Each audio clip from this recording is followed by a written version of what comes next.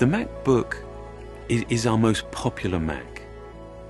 But what we've done, and we've made a habit of doing this at Apple, is we decided just to start over. The new MacBook is a quite remarkable engineering achievement. It really represents just a complete revolution in the way that notebooks are made.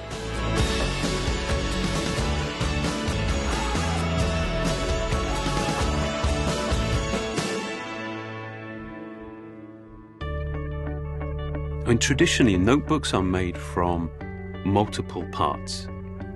But the problem is when you have multiple parts, you add size and weight, and you increase the opportunity for failure.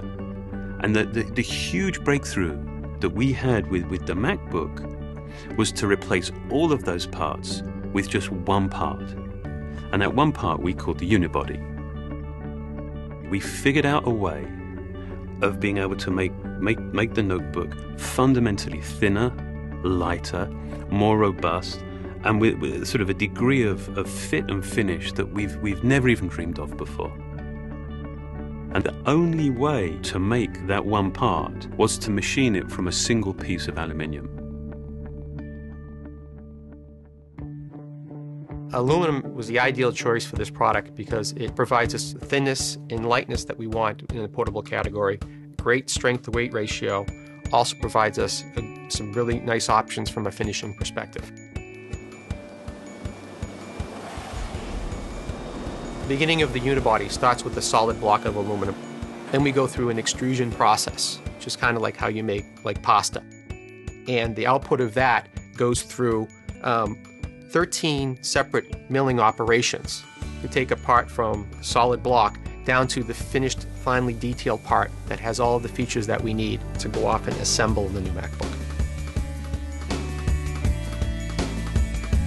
If you have the expertise to do that machining correctly, you can achieve an assembly method that is simple enough that we can get it right every single time. Machining enables a level of precision that is just completely unheard of in this industry.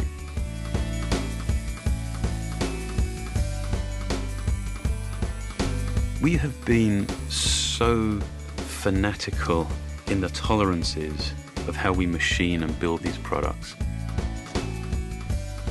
In many ways, I think it's more beautiful internally than it is externally. I mean, I think that testifies to just our care. I mean, just how much we care.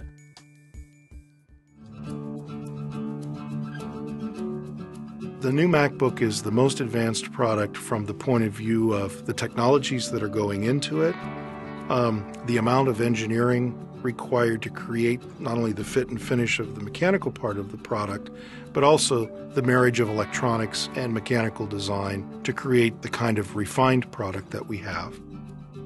When you open up a MacBook, it's just all display. The glass display goes right up to the edge of the product. We went with glass and LED for many reasons. This has allowed us to have an aluminum housing that was not only thinner, but more structurally sound. There are a number of advantages in using an LED backlight. For one, the LED backlight is on instantly. There's no warm-up time for the LEDs. It's also energy efficient. LED takes 30% less power than a standard display. What you notice as a customer is the color has a lot more pop.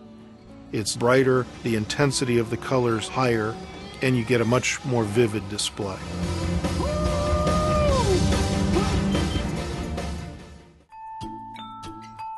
There's a story behind each part. When NVIDIA came to talk to us, they were really interested in building very high-performance graphics, but in a desktop chip. What we were interested in was taking that same level of performance and putting it in a portable computer. In graphics-intensive applications, our customers will notice a world of difference.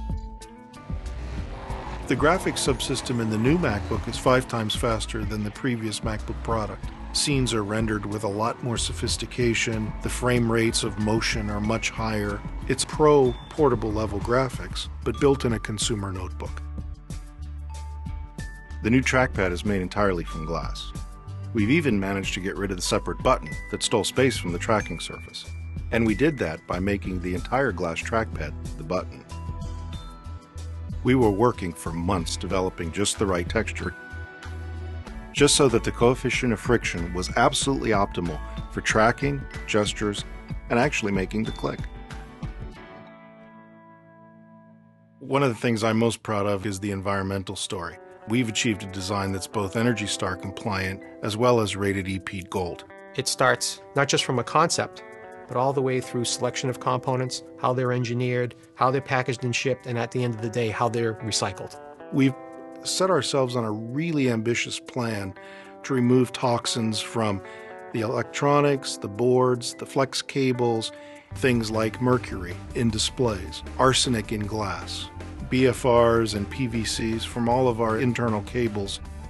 Even the packaging of our products has evolved since we focused on the environmental sensitivity of our products.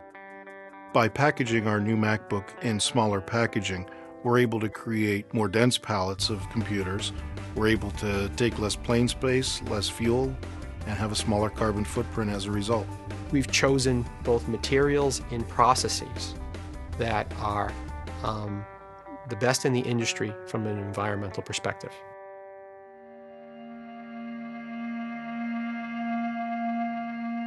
I love the way that we don't reserve our very best ideas for our, the very highest end products, that our very best ideas, all of our innovation, we bring to the most popular Mac that we make. When you start using it, when you start putting your photographs on it, when you start working on your personal projects, it becomes so much more than just a collection of parts. We've refined and refined every detail in the service of the user, just to get rid of complexity. If something doesn't need to be there, it's not there. I mean, I don't know how we could make something any more essential, any simpler than the new MacBook.